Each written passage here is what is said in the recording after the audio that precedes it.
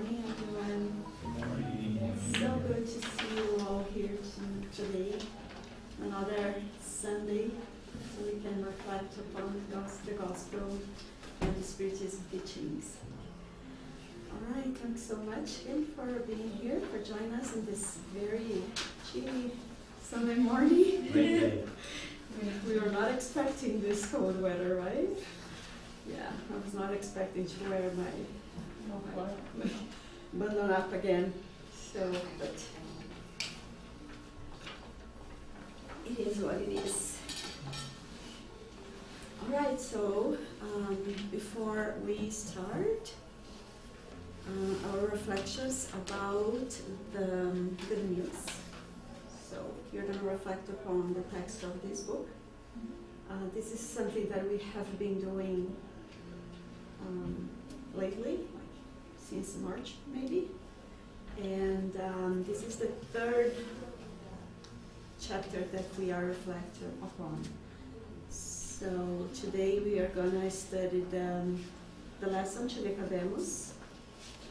It's a passage from John. It's in the book of John. This phrase or this sentence that Jesus told to Nicodemus, you must be born again.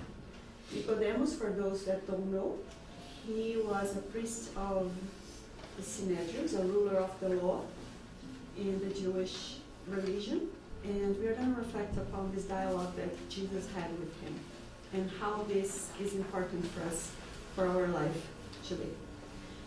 Okay, so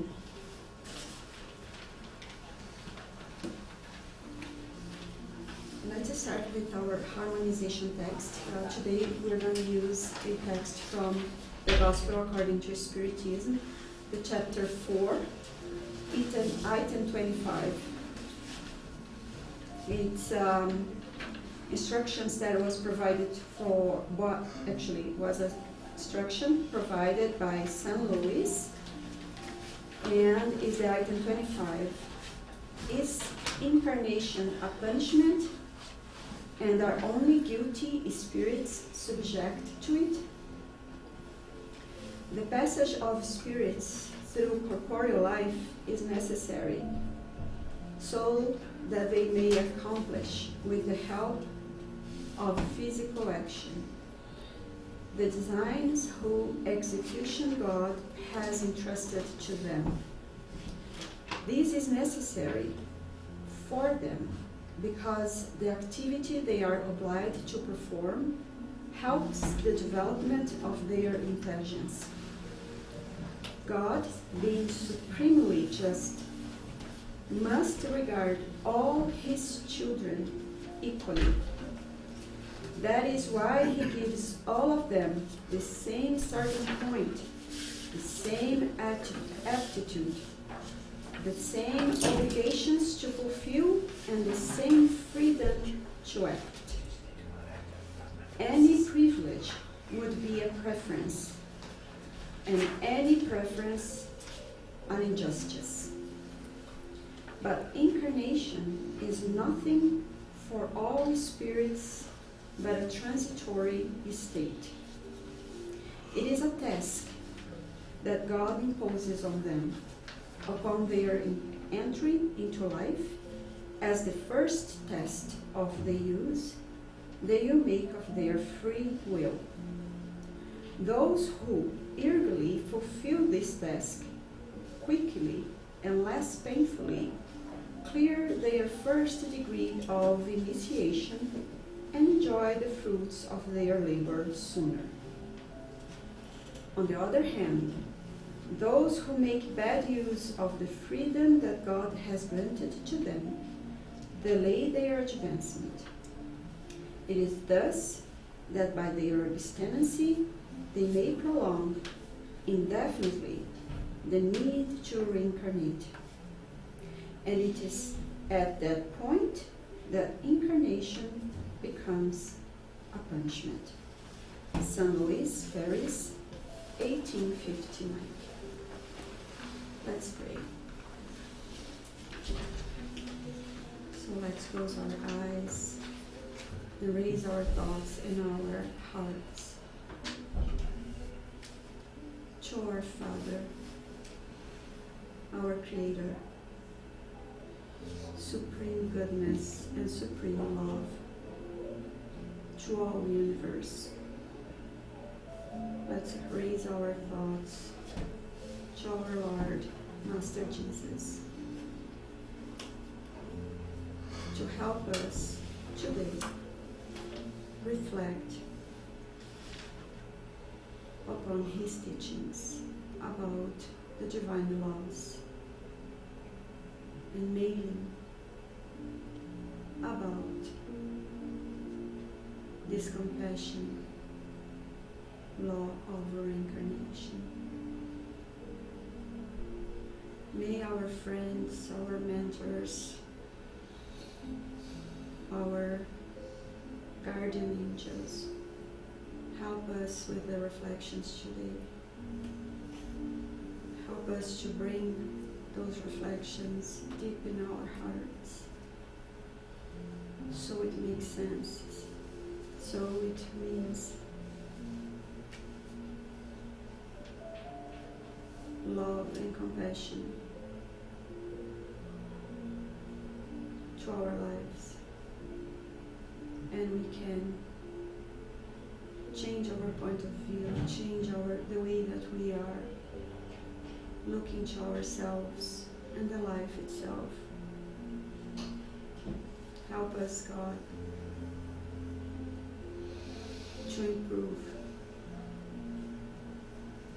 in knowledge and then feelings and sentiments, so we can become better people, better sons, better daughters of your love. So be it.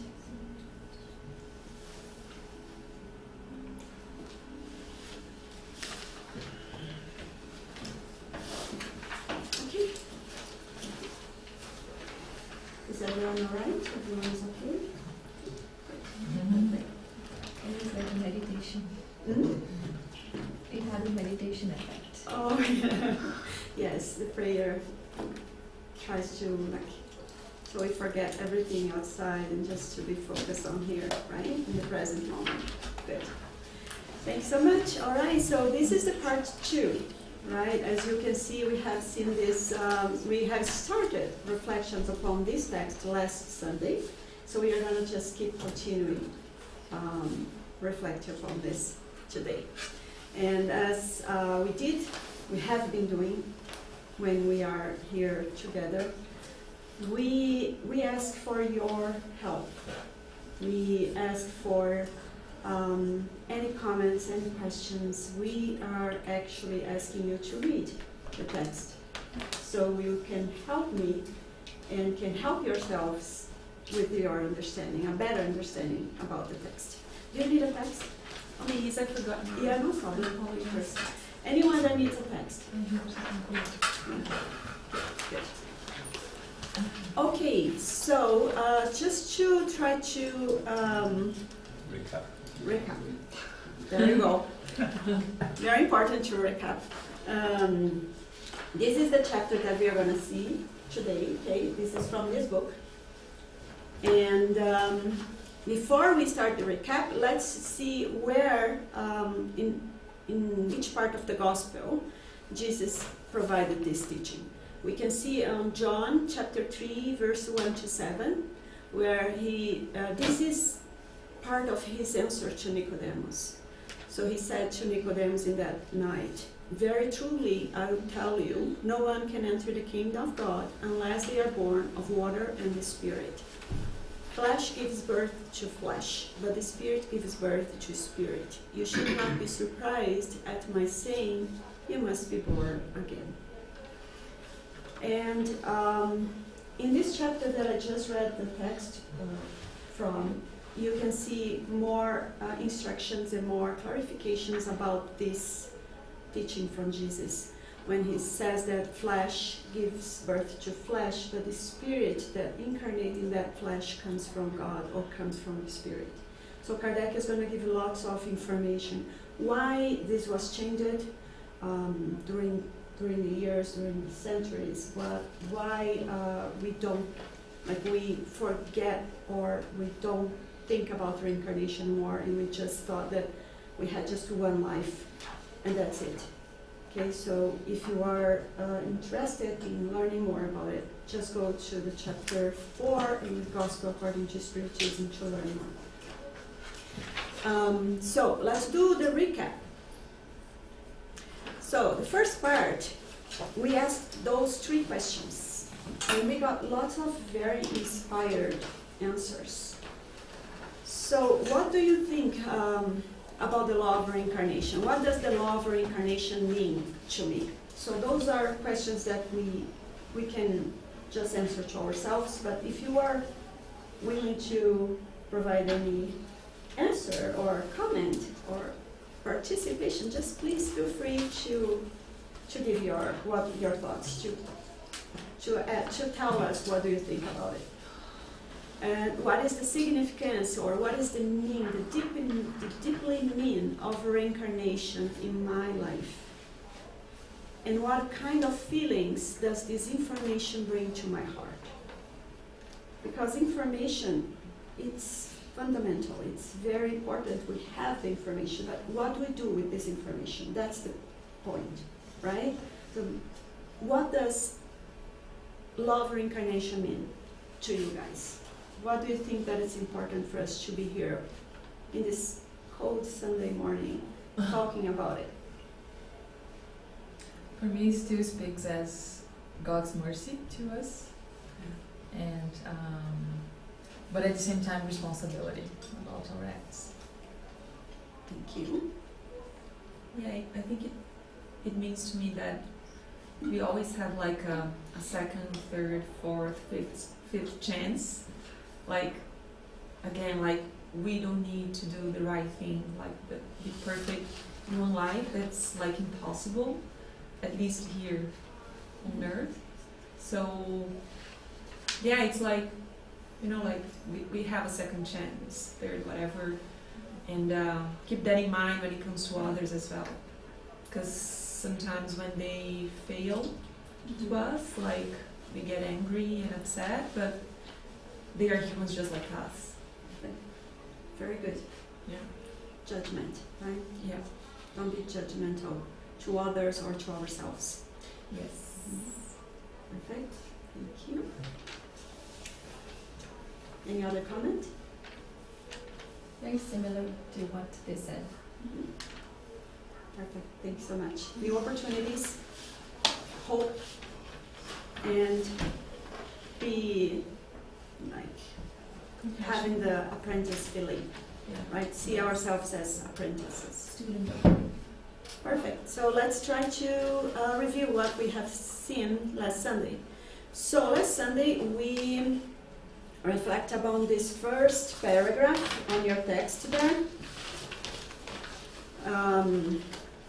So we reflect upon this first paragraph, and what we learned from it is that Jesus' teachings, forgot the S there, was a new paradigm.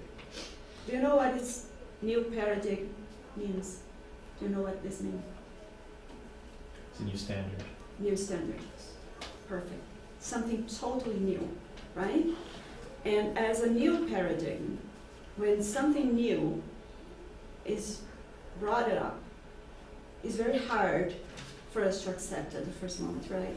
Mm-hmm. Why is that, do you think? I think because Jesus was bringing the message of love in a scenario where we were still crucifying people in the middle of the street. So imagine that back then, right? So he was obviously he was crucified because nobody wanted to change or thought that would be a good change. It was just a crazy guy. That's right. Right? Yeah, I always wonder how it would be like if Jesus came back nowadays and started preaching. I think most of us, if you look at some guy saying those things in the middle of a square would probably think he's crazy. I don't know, that's the kind of reception I think he would have these days. Or if probably he would use the internet. For sure. Lots of Videos on podcasts. Facebook, Podcast or Instagram. something like that. Podcast would be good. Podcast. Mhm. Yeah. Why? Because ideas change rapidly, right? We don't learn overnight.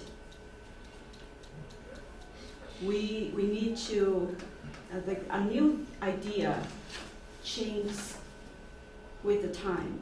Time is important in this part of this process.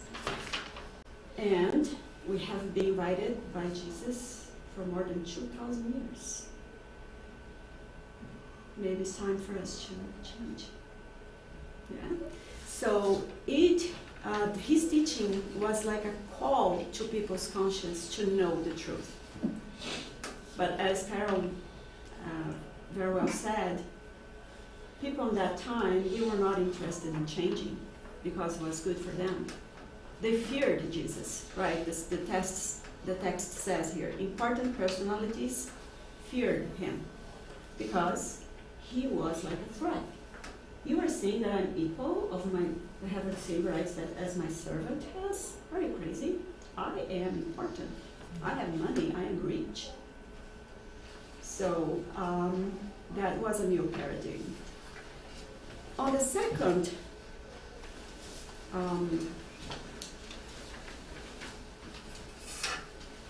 paragraph and the third as well, we saw that Jesus, he was very magnanimous toward others about their shortcomings or their faults, but he fought evil with such intense zeal that he quickly became the target of hostility, because he was really focused on changing or calling that persons to know the truth, to see themselves and see their limitations and change it.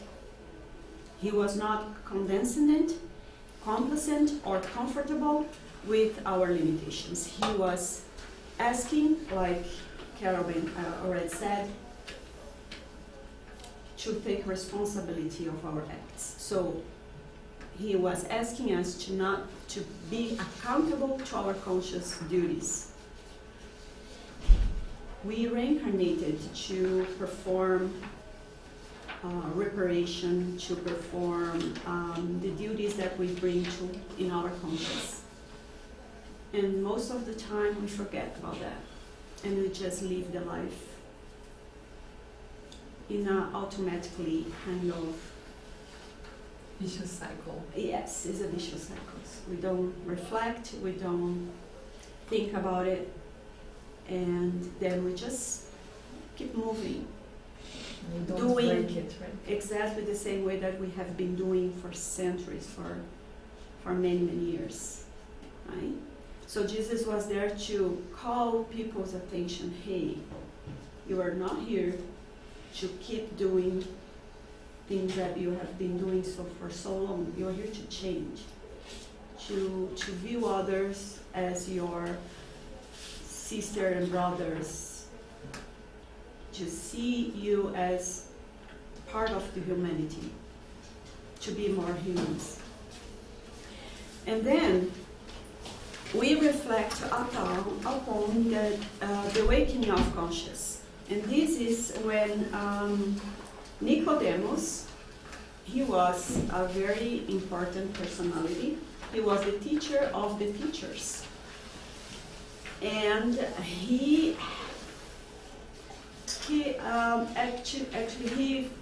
accepted, between brackets, Jesus' invitation. He was touched by Jesus' words, and mainly because of what Jesus used to do. Jesus was curing people. He was performing lots of miracles that we can see that were not exactly miracles. We can now understand how Jesus was able to cure people. And he was touched by that. He felt that there was something very important there, that Jesus was somebody very important. And he kind of feel his conscience awakening. And then he went to see Jesus during the night, in the middle of the night, so other people would not judge him. And sometimes we felt the gospel that sometimes touch our hearts, and we feel that our conscience is awakening. And then we are pushed towards the truth. So I want to know more about it. I feel that this is important for my life. And that's what Nicodemus did. And we can see that when he went to see Jesus on the very far down on the bottom of the page, when he said, "Master, we have no doubts that you have come from God, for only with the light of divine assistance could you have achieved what you have done, manifesting the sign of heaven in your hands. I have spent my entire life interpreting the law, but I wanted to hear what I must do in order to know the kingdom of God." So he went to see Jesus because he didn't understand why Jesus was able to do what he was doing, and he, as a master of the priests, could not do. Because he didn't understand the law of reincarnation. And then Jesus says that to him. "I truly must tell you that no one can know the kingdom of heaven without having been born again." Which means I'm not doing this just because I am privileged, I am somebody special, that God provides me this power. I have passed through what you are passing through now. And I become what I am now. Because I passed through all the learning process as you need to pass as well. But Nicodemus didn't understand the explanations, did he? As we see here on the next page, he kept asking Jesus, "But how can someone who has grown old be born again? How can that be?" And then Jesus said, "You are the master in Jerusalem and you don't know about these things." And what Jesus was saying, you are studying the law only with your mind. You are not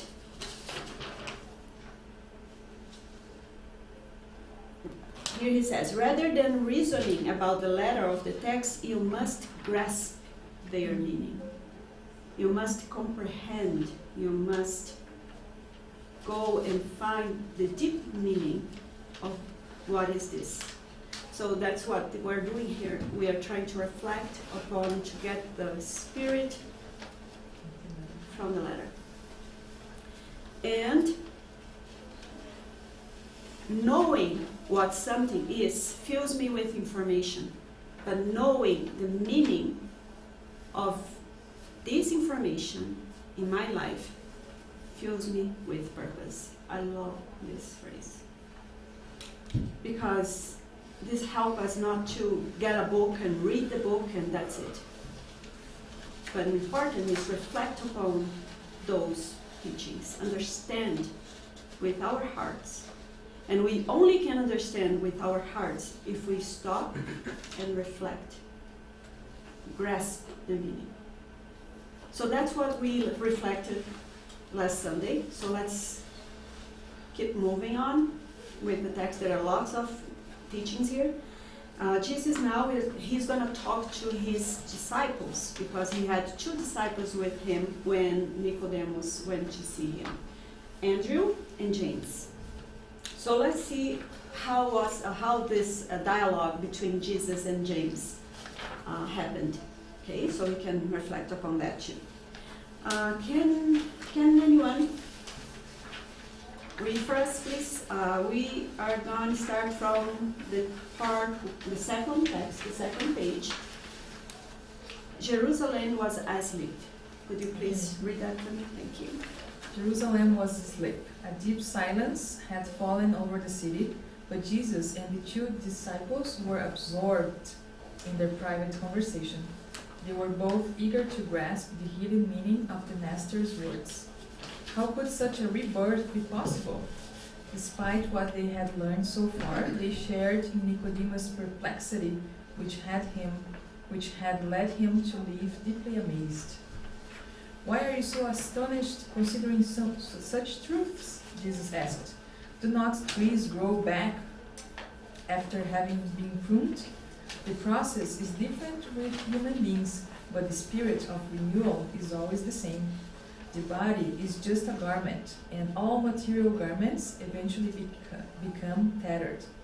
But as God's children, human beings will always find in His love the elements they need to change the garment. The death of the body is that essential change, because the soul will continue to journey through other experiences until it receives enough light for the final pathway into the kingdom of God, with all the perfection it has achieved on the rough roads it has traveled. Thank you so much, Carol. All right. It was a very good example about the tree. I haven't thought about it. Yeah.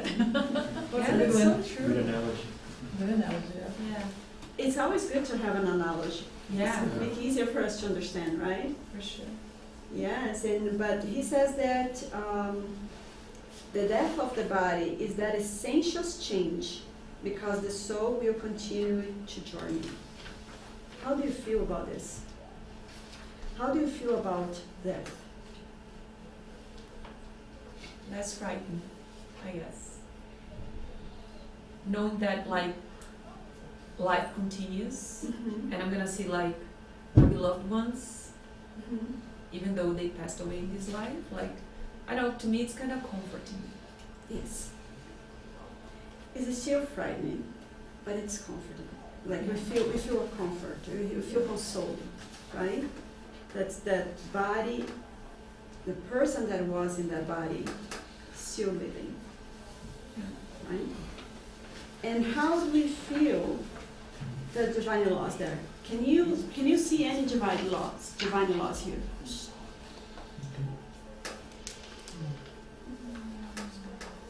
It's important for us. Want to say anything?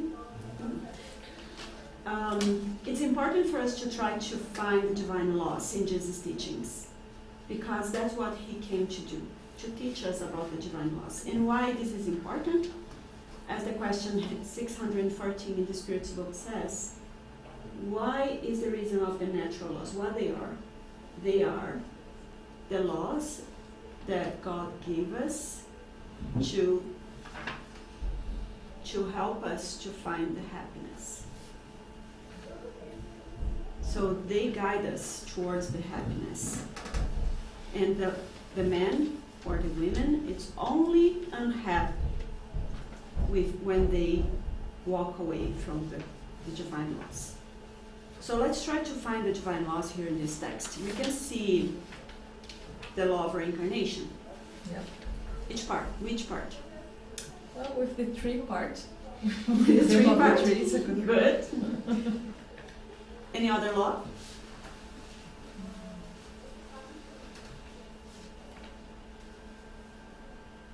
Can we see the law of love here?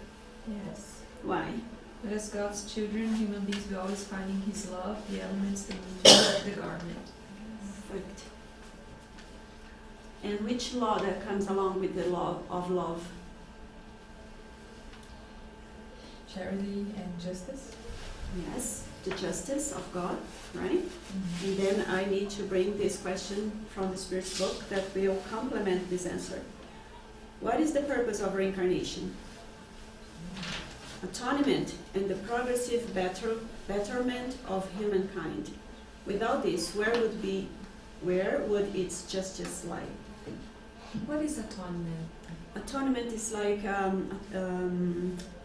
expiation is like Oh, expressive. Okay. yeah. Atonement of sins, right? They say, like, so basically, it's because she was talking about, I think, justice, right? Yeah. Fairness. So if you have done some kind of sins, we all have, like, whatever we can, and then you atone it, right? And you recover it, and you basically get over your whatever flaws, sins. That's atonement. Like you have a second chance to do better. Yeah, or exactly. like a Better, lesson. be Oh, I better. see. Repair. Repair. Okay, good. Thank you. And in betterment, for those that don't know, I had to look it up in the dictionary to understand this better. This word is means aperfeiçoamento. Okay. So we get better. We evolve. The evolution of the humankind. Without this, where is the justice left? So it's important. So that is how the justice of God works, right? And we're going to see more about this at the end of our reflection today. So we change our garments, and Jesus is very graphic when he says the body is just a garment, it's just a cloth. So we are wearing this clothes now, but we are not the clothes. Like we were talking last Sunday, right? Yes, yes. I am this, I'm wearing this scarf, this blouse, this jeans, but I'm not it. I am more than this. So when I do the when I walk towards the river, when I cross the river, right? I will leave this here. You will leave everything. Huh? You will leave everything. I will leave everything. Everything. You Yeah, just it's born. material, right? But I will take with me what? The treasure of your soul. The what? Treasures of your soul. The treasures of my soul. And this moment that we are living here, these reflections that we are get together here. So these are I'm going to take with me, my memories. Right? Perfect. So do you think that Jesus was able to explain the law of reincarnation very well to the disciples? Yes. Andrew felt that a new understanding was leading. Just keep reading, please. So he did teach here. Uh-huh. Okay, Andrew felt that a new understanding was leading his humble spirit.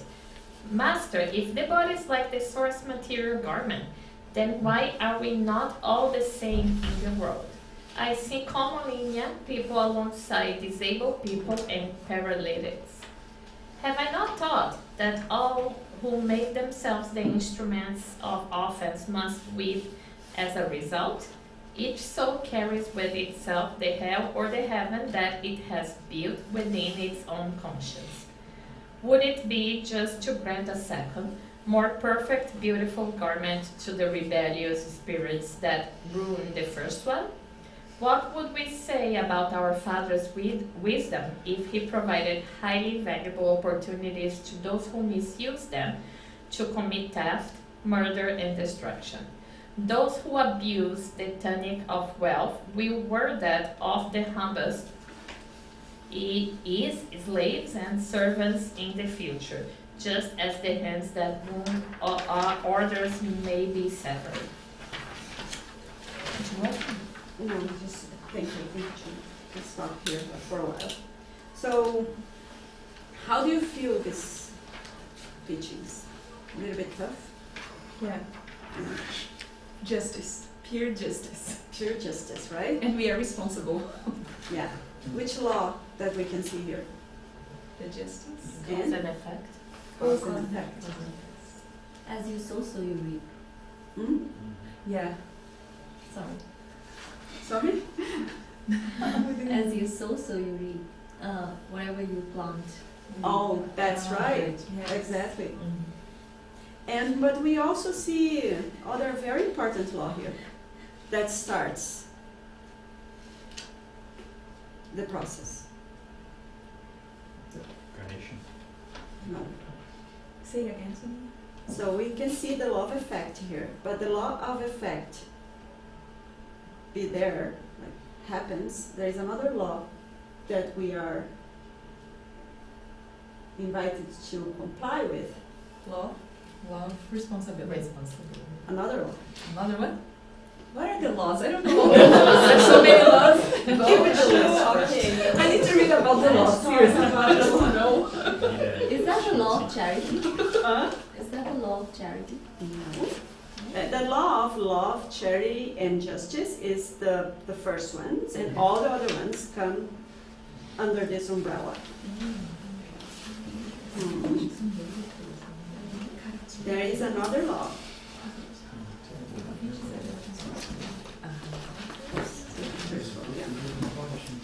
So, part 3 of the Spirit's book, okay? Go there to check all the laws, the divine laws. Thank you. Okay, law of I'm going to do my conscience. homework. She's not giving the answer. Go and study it. So this. Fail the multiple choice answer. You know what? I can get the teacher. Thank you. Okay, we're gonna. It's 640. Huh? Question 640. 40? 640. 648? Okay, let's see the question 648. You need to make a poster. Yeah, right? With all the It's laws a good of- idea. It's permanently glued to the Yeah, cheat remember sheet. when we used to Cheat sheet. enter the class? Like I remember in school, Okay, we used to the put divine standard of rules, all natural us law. need to remember. Question 648. What do you think of the dividing of natural law into 10 parts covering the laws of worship, labor, reproduction, preservation, destruction, society, progress, equality, liberty, and lastly, the law of justice, love, and charity? Question 640. Thank you so much, Juliana. Well, look at that, The Julia. dividing of God's law into 10 parts comes from Moses and covers all the circumstances of life, that which is essential. You may follow that division, although, like other classification systems, it does not contain anything absolute. Such systems always depend on the point of view from which a subject is considered. The last law is the most important, since through it humans can advance the furthest in the spiritual life. It sums up all the others, the law of love, justice, and charity. But there is one law, one specific law, that provides us But it's that not the in this answer. consequence. It's not in this Yeah, answer. you read all the laws. It is. That provide us that the consequences that reach us is good or not good. cause and effect. Yes, that the law of cause That effect. she said, yeah. That's right. But before to get to the law of cause effect, there is another important law called law of freedom. Freedom of to choose. Like free will. Free will. Free will. All Makes of sense. us have the free will to make choices. That makes sense. Depends on the choice that we make. The law of effect can be, In effect or not? actually, it's always going to be an effect, Yeah, but right. the Yeah. effect can be good. Positive or For the good or for the bad, right? Yeah. That's But even the best of the decision that you take in life will have pros and cons. Like I feel that.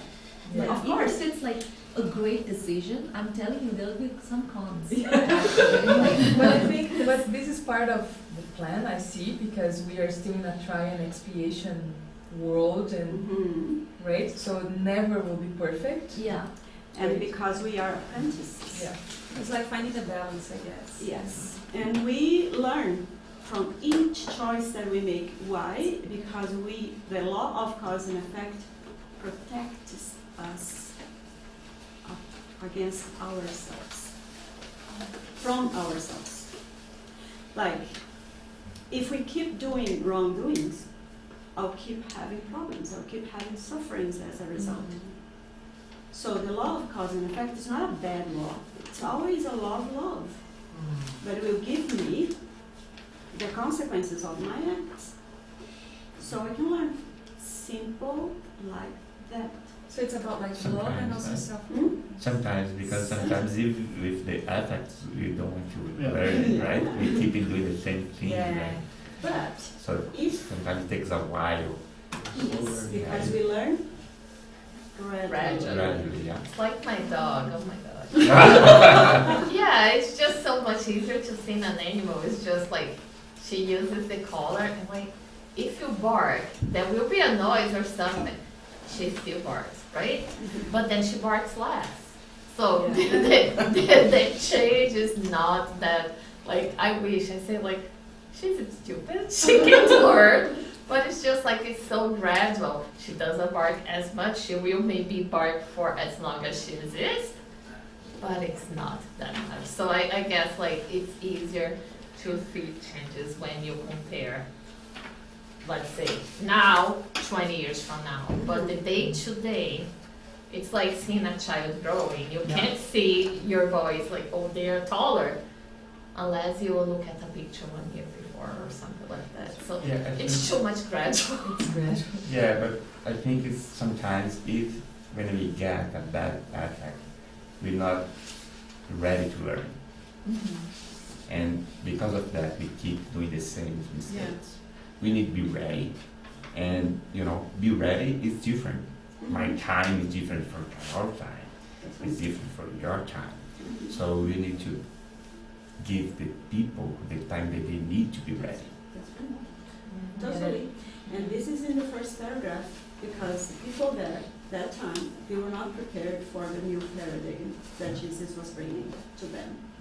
And we are still not today. That's why there is so many different interpretations. Like, we are different, and we take like the script or the writings differently. And there are like several ways of interpreting that. And we talked about that last week or the week before. It's just like, we see how many Christian churches or religions are there, and we see things in a different way. Yeah. And that's the reason that we are here studying the divine laws. So maybe we can make better choices, good choices, right? Because they are for sure, if we use our free will, complying with the love, for sure we are going to have better results than if we don't. Maybe we are not going to have the perfect result because we live in a planet of expiation and trials, but doesn't mean that the result's going to be totally wrong. It's going to be some kind of good. And that's how we learn. And here Jesus was saying, each soul carries with itself the hell or the heaven that it has built within its own conscience. Where are the divine laws? Can I just ask a question regarding the answer to that? I'm just curious, if you see, for example, a person who has a disability, does that mean that this person did something wrong in a previous life? Is this the interpretation, or I don't know? I'm just curious how everybody are you seeing that? We are going to see this in the next paragraph. Jesus is going to explain that to us. Just hold a little bit, but Jesus is going to answer you. Okay, because this is one of the questions that the disciple asked Jesus about. He asked this exactly the same question. Okay, so that's good because we learn with them, right? We are learning directly from Jesus and his disciples. And here, when Jesus says, each soul carries with itself the hell or the heaven that has built within its own conscience, meaning that, where is the divine laws, guys? Do you remember? In our conscience. In our conscience. So, if we act upon the divine laws, according with the divine laws, practicing the virtues that each divine law asks us to practice, for instance, the law of love, if we act with love, the law of compassion, if we act with compassion towards ourselves and towards others, and so on and so forth, that means that we are complying with these divine laws, and we are creating the heaven in ourselves.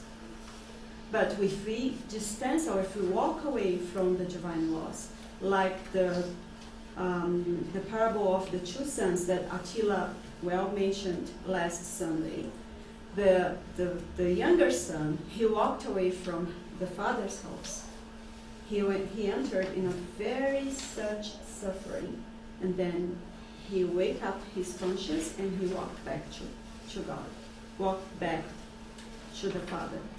And the Father embraced him with compassion and love, meaning that God is always embracing us with love and compassion, right? Sonia, before we keep going, can I add something? Of course, Also, yeah. your phone soon.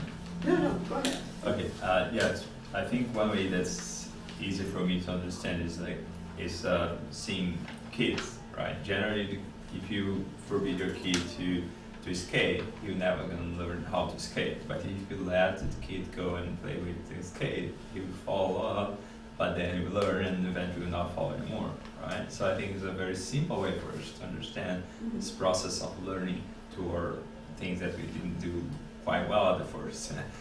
But I also think that depending on the level that we got in terms of evolution, we have much more freedom even to decide what we want to bring to this life. So, I have this, because at the end of the day, it's everything in our conscience. And if you do something not very good here in this life, our conscience is like we feel something in our conscience. It's not good. But while we are in the spiritual life, whatever we feel there is much more powerful. So even this feeling that we have of not doing something so good, there is way worse in terms of what we feel about that. So it's on the book Nos Domínios da Mediunidade, or I don't know how to translate this to English, but it would be Manuel Flamengo de Miranda. Is the author? It's André Luiz. André Luiz, desculpa, sorry. Sorry. But it's talking about mediumship. So in this book, there is one person there. She's working already in the spiritual world, and she's doing a very good job. But then she was talking with someone there and says, "Oh, I'm so looking forward to come back to Earth, because I feel something in my conscience that's bothering me so much that I want to go there and try to solve this, have this trial experience in there." So I think, depending on the level that we are asking those things for us. It's not God punishing us, "Oh, now you have to do this." It's ourselves kind of wishing to have this release in our own conscience. But at the same time, depending on the level, it's not like this. So one of the examples that André Luiz also gave to us is there's one guy, he came without any of these members, without legs, without arms, and he also wants to always kill himself. So he didn't have any of the member, he didn't have limbs, thanks. He didn't have any of the limbs, just because if he had, he would kill himself. But then I think André Luiz got so surprised with that, and he was depending on his sister at the time. He was like, "How is this possible? That's too much." And then you don't get it. In fact, this spirit has killed so many people that he was suffering in the spiritual world, because there is a tons and like 100 of spirits want some vengeance. So they are chasing him all the time. And this life here, he's hiding from all the enemies that he has created. So this is a good thing for him, because he's hiding from all the enemies. And in the meantime, he'll be able to reflect on everything that's going on, so then later on came through this. So what we thought would be like a punishment was in fact a relief for that specific spirit. Thank you so much. And this is connected to what Sonia said about the law of cause and effect protect us, right? So this was a protection for him. Blessed are the afflicted. Gospel according to Spiritism. Item 8. Life's tribulations may be imposed on hardened spirits or those too ignorant to make a choice knowingly, but they are freely chosen and accepted by repentant spirits who want to repair the evil they committed and to try to do better. So it is that, having performed its task poorly, the spirit asks to start over, so as not to lose the benefit of its labor. Therefore, tribulations are at the same time expiations that punish the past and trials for the future, which they prepared. Let us render thanks to God, who out of divine goodness grants humans the possibility of reparation and does not irrevocably condemn them for their first wrong. Thank you so much. This was just perfect with this item, right? And it's funny because we had Solari as a spiritual city. They have like the department of reincarnation. They are planning how will be our lives here in Earth. And it's funny because generally we will ask for much more trouble here to be a quick evolution. But then our mentor says, Fernando, you can't do that much. Instead of Yeah, this is instead like of the 5, mercy too, do right? 2 or 3, because then you have more chances to get through them, right? God is not in a rush. Exactly. But we are. So. We are. Yeah. We should do like work towards to get better, but not rush too much, because as again, we evolve gradually. Otherwise, we are not going to be able to accept the trials. So, again, the question 171, God, we can see that God's justice here. I love this answer. What is the basis of reincarnation? Reincarnation is based on God's justice and revelation. Revelation, what is revelation? When the spirits come and tell us that they're still alive, that what we're doing here, where we're coming from, where we are going to. From the gospel, when we read those teachings from Jesus and we grasp the meaning. Any affectionate father, as well as we have already explained, always grants his children the opportunity to redeem themselves, no matter how rebellious they may be. I think this is great when today's Father's Day, right? Oh, yes. So thinking about like the role of a loving father is like to accept the child's flaws and to give opportunity to redeem themselves. As humans, our fathers, we are moms and brothers and sisters, we give this opportunity to the beloved ones. Why not God would give it to us? Mm-hmm. So let's try to answer our friends their question. Can anyone please read the next chapter until suffering? So 1, 2, 3, 4 paragraphs, please. Okay. Thank you so much, Maria. Lord, now I grasp the mechanism over the redemption, but it seems to me that would mean the world will continue to need a climate of offense and suffering, since debtors will not be able to pay their debts until the other individuals take their place with the same debt. How does redemption occur under the law of Moses? The law states that individuals shall pay an eye for an eye and a tooth for a tooth. James, you are reasoning like Nicodemus. Like everyone, you have been thinking about the concept that you have not grasped it. Have you not considered the possibility that the first commandment of the law is perhaps one of love? Above that, do not commit adultery, and they do not covet. It is the love of God above all things with your whole heart and with your whole mind. How can anyone love the Father yet disdain his works? However, in our study of the prophets, I do not find their spiritual short-sightedness strange. All individuals have done the same. When studying the revelations of heaven with the usual self-centeredness, they make justice the highest edifice of human idealism. However, I set love above the world's justice, and I have taught that love alone covers the multitude of sins. If we cling to the law of talent, we must acknowledge the fact that if there is a murder, then sometime later there will be someone who must be murdered. With the law of love, however, we understand that both murderer and victim are two brothers or sisters, children of the same Father. It is enough that both feel the way for divine fraternity to drive away the ghosts of offense and suffering. beautiful, right? Comes so along with Fernando said. I Do you just still have any questions? No, I don't think I have questions. At the same time, I agree with that. I've already seen us being just so judgmental with people, for instance, with disability, that really bothers me. In a way that you'll find an explanation to what happened to this person, but I think it can be very hard for the person who has a disability to be perceived that way, because I'm not sure if it's all the cases the same case. I know, I guess like last week, there was even this conversation, some people come in those situations because actually it's teaching for everybody.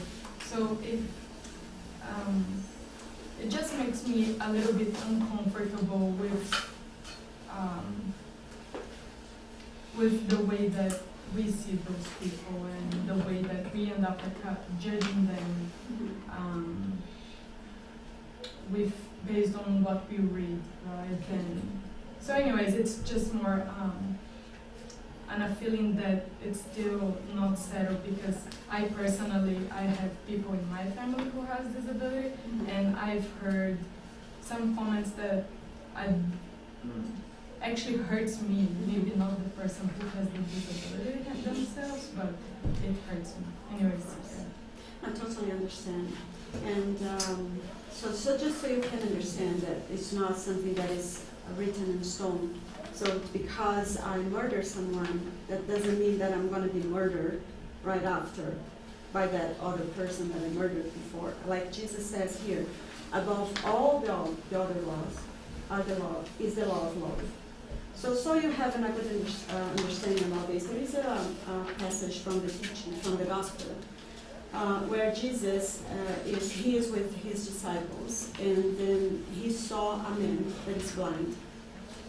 And then his disciples asked Jesus, "Hey, Jesus, who this person? This person?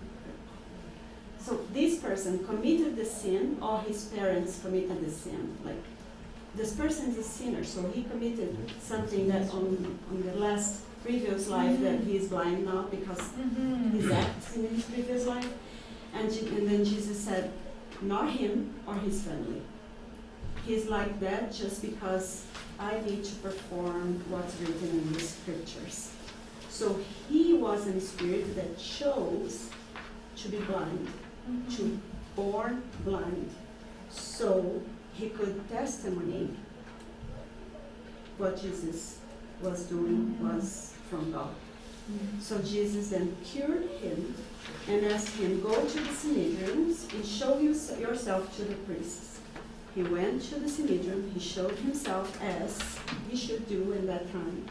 And the priests asked, "How you were cured?" "I was cured by Jesus." And then the priest said, "You couldn't be cured by Jesus because today is Saturday. He should not be doing any miracle today." And then he said, "He cured me. I am saying that." And he was very strong because he could be feared. He could fear the priest. The priest could put him in jail. They were very tough. And he was very cured, and he was telling everyone that Jesus did that to him. So in that case, he didn't commit any. So he just came to perform a mission. So we bring expiations when we bring trials. Trials are things that we choose to pass through, so to make sure that we understand it. We have a good understanding of the things, like the learning that we have learned. So I chose to be a person with disability because I want to show the world that I am able to pass through that difficult situation with patience, with tolerance, with love, with every virtue that I bring to develop because I had a disability doesn't mean that I have done something in the past. Or means that I have done something in the past and I want to pass through the same situation that I imposed to others so I can also be educated in that sense. So it depends on what we have chosen before we came. But as Jesus said here, everything is, a soul carries on within itself the hell or the heaven that has been built within its own conscious. So each human being brings a mission or brings a trial that the person needs to pass through when he's incarnated. Can I just make a comment on top of that? Of course, yeah. Susanna, like, even if we know, if we understand why that person has a disability with all the Spiritist knowledge, it doesn't mean that we don't have to have compassion towards that person. It doesn't mean that we don't need to help, you know? Because sometimes there's a misunderstanding. Oh, it's the law and cause and effect. That person is blind because, you know, it's something. Like he deserved it, It right? doesn't She matter. deserved that. Well, Right? Yeah, yeah. yeah. But it's not only that, though. We choose, right? Yeah, it's what Sonia was saying. We chose that, but I mean, even if we understand the reasoning behind it, it's our responsibility that is connected to the golden rule: compassion, love towards that person, right? So, Yeah, I think it's just important to bring those values, otherwise it's so easy for us to be actually To very blame. judgmental. Yes. Yeah. Things that I've heard that actually hurts me, it's like when someone is murdered, you know, and then I hear from family who is also like comes from Spiritism, like saying, oh, this person must have done something to deserve that. And it's yeah, just- exactly like that. That we should It's avoid. just It's like, not how like come we're doing that? That's not the point. Because if we do that, we are judging it. It's not up to Yeah, that us. hurts Like, me a lot. So yeah. that's why I'm like, anyways, I think it's good to have the bigger discussion in a way that Of course. we end up not being. The law of cause and effect brings lots of this type of comments. People think that the law of cause and effect is just straightforward. So I did that, so I need to be punished in the same way. It's not Italian Yeah. law. It's not an eye for an eye, or a tooth for a tooth. It's before the law of effect takes your turns, the law of love and compassion acts. So like Fernando already said, when we chose to pass through for some trials and expiations, our guardian angels always tell us, hey, too much it's punishment. too much. Yeah, I'm not ready for that. Chill out. Push the brakes up. Pump the Of brakes. course. And I think we need to. Did I interrupt, Carol? No, Oh my gosh, it's more. no, go ahead. Danny. I even believe that sometimes with the disabilities or whatever, not only disabilities, when he, as a person, has the option, it can be even something bigger for somebody off the family to deal with that. Not only the person, I'm That's gonna true. go through this like this or that, but I'm gonna be like this to help this person with this matter, or Yes. because I'm coming to this family. Yes. So it's Everything It can be is different. connected. Yeah, it's a mission. Nothing is by chance. Nothing is. God never punishes none of His children. He loves us infinitely. He wants that we only be happy. That's His own purpose, only His purpose. So here is the major law that we're talking about. The law of love is in the beginning. And on the base we have the just and the charity. So everything that happens to us is under this law. This is the major law. So everything that God permits that happens to us is for our own good. Okay. So sometimes we're not ready for the information that we are receiving, or sometimes we are not reflecting very well about the information that we are receiving. as Jesus says here at the bottom of the last dialogue that Jesus had with James. He said, "Did you not understand? If a teacher of the law left without He said that to James because James said, Jesus, you should go and tell this to everyone. Tell everyone that the reincarnation, about the reincarnation law, that we need to reborn again.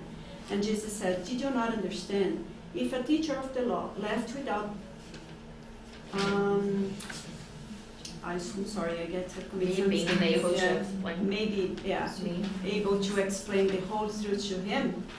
How could it be any different with the simplistic understanding?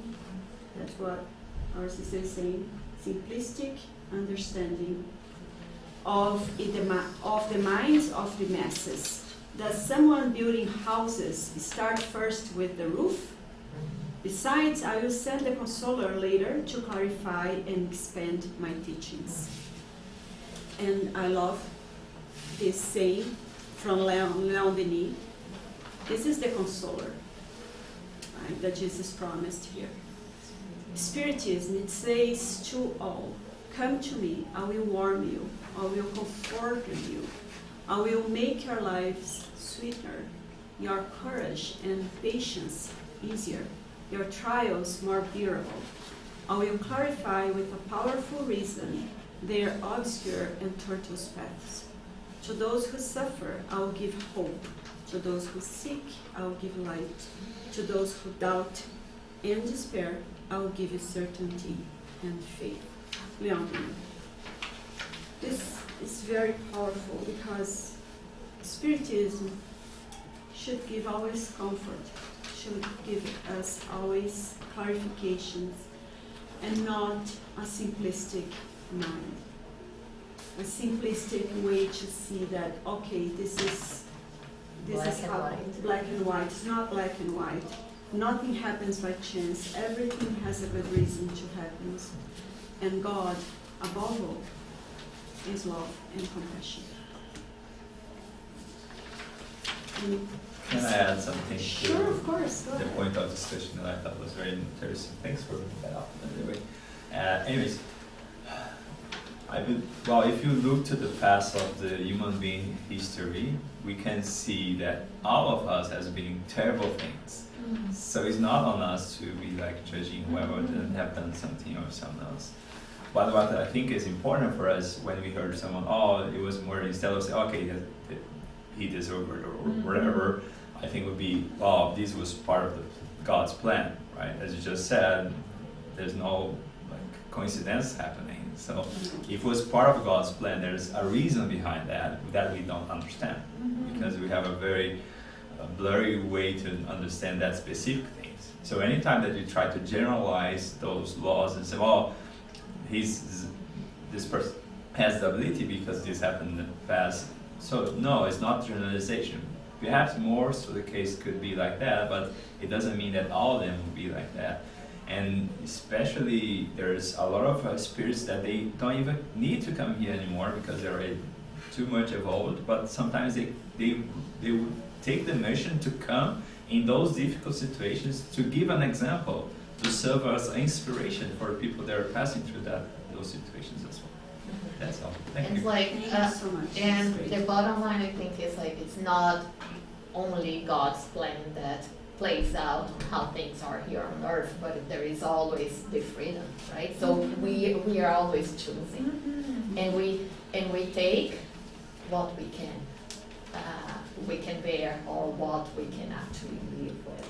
And I think it's important, and that's what I was about to say before, that not only those hard situations to the negative, those are proof, but also when you come with too much of something as well. Let's say like, oh, you're too powerful, or you're too rich, or you're too beautiful, or whatever. Like you're in the other extreme. There is also like this, like you're giving that, and it's a proof because there is a lot of temptation there, and like this is hard too. It's very hard. I'm thinking about all those powerful people or super rich people. There is something that sometimes you see, you foresee, and you do something with that, but it's easy to also get lost when you come and you're embedded in a body and in a world that is still way too imperfect as well. There's always a burden. Oh yeah. Yeah. It's funny because, and I wanna thank you for bringing this topic up, because one of the reasons why I became like Spiritist like many years ago, because my mom is a Spiritist, but one of the reasons is because when I was a kid I used to see some people like without any limbs, for example, arm or legs or whatever, or mental illness, and I used to feel like really bad. Because like, thank God I'm perfect, you know, like I have everything, we have everything. And knowing that there was like a reason why it happened to them, it used to give me like comfort. It used to help me to accept more life. But I've never seen in the way that you were saying today, like, okay, it gives me comfort, but does that give comfort to the other person as well that is going through that situation? And I guess the answer might be, it depends on the person's evolution timeline. That makes sense? Because for some people, I think they really struggle with that. Even though they did something bad in the past to come to work like that, I think it's funny how we can see the same thing in like so many different perspectives. So thank you for bringing that up, because you really made me think about it. Yeah, I wonder if we help a person who has any type of challenge saying those things for them. And actually we don't know. So I guess if we approach life more with, I'm not sure about that. I wonder if that makes us more careful about the words that we say, even though we have like a good intention of bringing understanding. But the reality is we don't know what happened to this person. So I guess it can be a form of violence as well if we try to tell them or try to insinuate that, oh, you came this way because you've done something wrong. I think this is pretty unfair. Oh yeah. And I guess like a problem with other laws. We are not really practicing the law of love and understanding when it comes to that. So that's why I guess like this is a topic that always makes me think a lot and kind of like brings me this uncomfortable feeling, because I've witnessed this so much and I don't know, it doesn't seem to be fair to me. But do you still feel like that after that we have talked to you? How can I say? I still feel that for people who use this type of judgment to understand. No, but towards the people that are passing through this situation, how do you No, feel? it's just like I feel that like I don't know, and I cannot judge, and it's hard for me when I see someone judging or trying to find an understanding for what this person has done, and actually, I guess by trying to do that, as he said, like I feel like our understanding in this life is very limited. Yes. So it's not on us try to understand what this person has been through, because we don't know.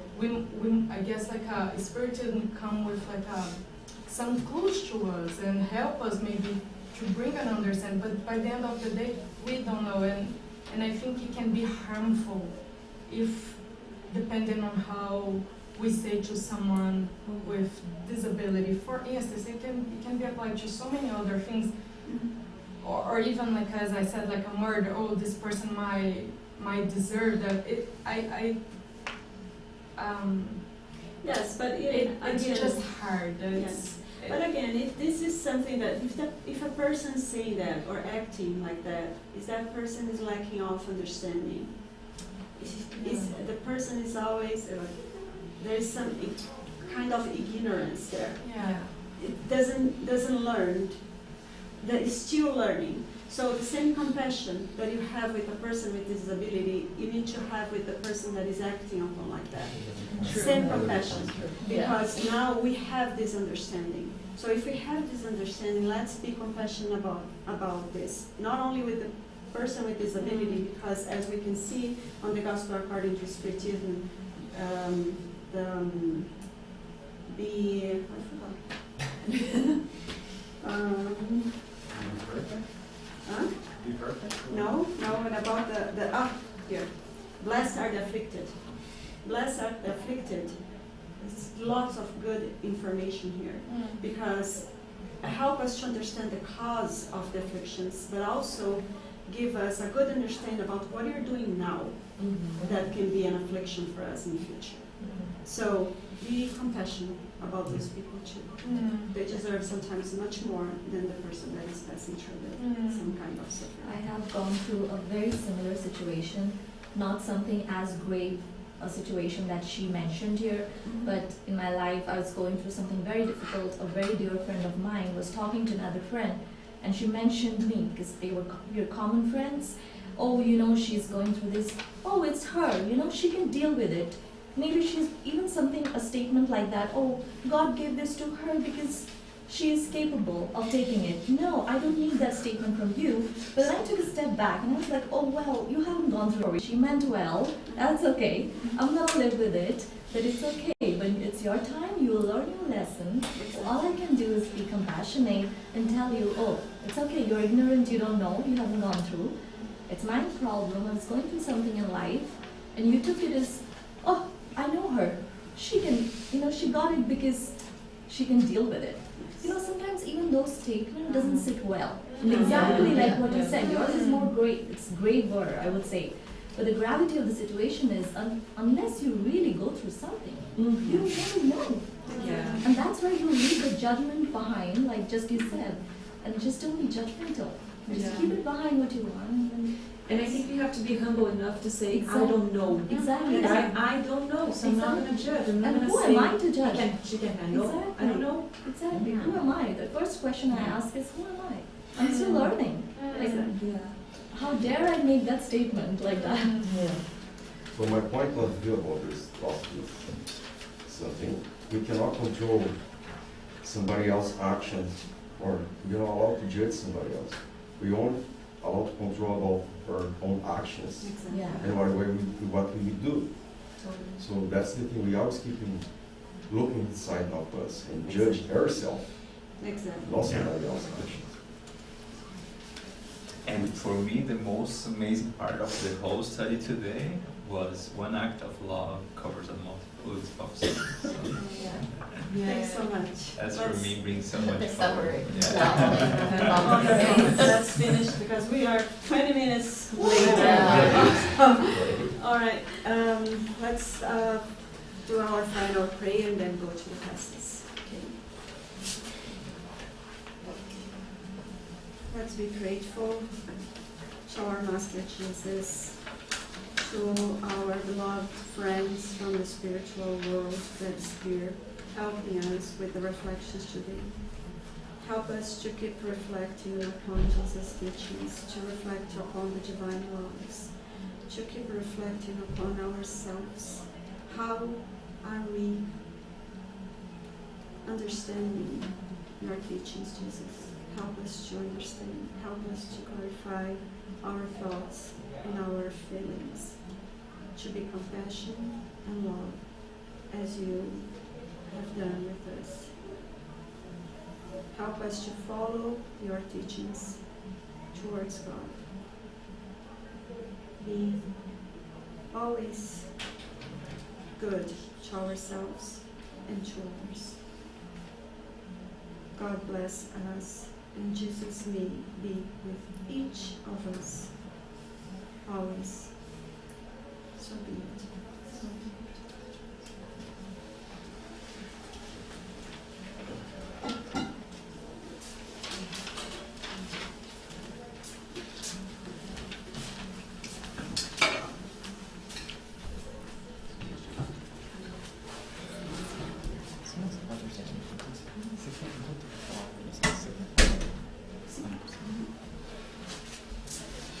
Well, just a quick reminder, we have our fundraising, it's kind of not a lunch exactly, right? Juliana, it's just finger food. Yeah. So snacks, yeah, as we're going to celebrate FSS anniversary. We are gonna complete 9 years, so everyone here is invited to come to join us. After the public meeting, we're gonna just stay here and celebrate. We're gonna sing happy birthday to our